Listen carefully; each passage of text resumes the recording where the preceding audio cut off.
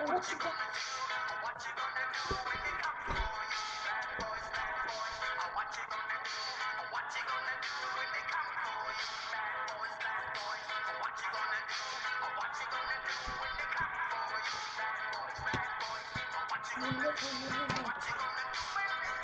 her.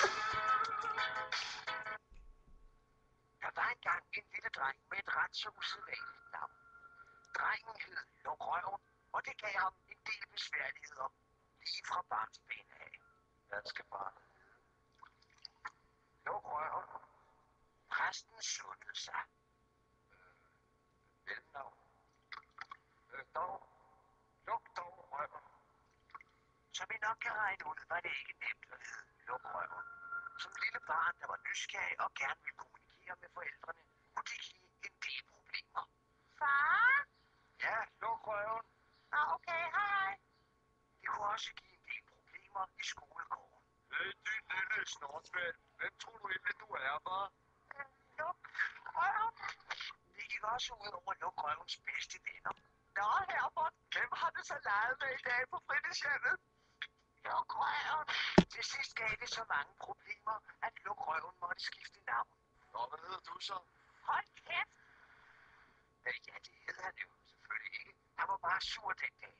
Nej, hans nye navn var, skal du have fladet dit fede pigsvin. Og mellemnavnet var herre, altså skal du have herrefladet dit fede pigsvin. Nu mødte han så en sød pige. Hej, Stede, hvad hedder du? Skal du have herrefladet dit fede pigsvin? Hvad med dig? Jeg hedder fucking lortebruser. De blev forelsket med det samme, og der gik ikke længe før, skal du have herrefladet dit fede pigsvin, blev gift med fucking lortebruser. Så tilspørger jeg dig, fucking lortebruser. Vil du tage, skal du have herrefladet dit fede pigsvin, som hos dig står til din ægte mand? Ja, klar. Endelig var, skal du have herrefladet dit fede pigsvin, lykkelig. Og det forblev han i 3 dage, indtil han blev slået ihjel af en S-togskontrollør. Ja, jeg skal lige se noget med dit navn på. Ej, hvad snakker du om? Hey, hallo.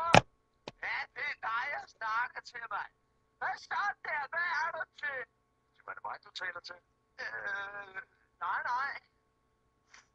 Men så slap af en anden gang, ikke? Altså, hvis du har lyst.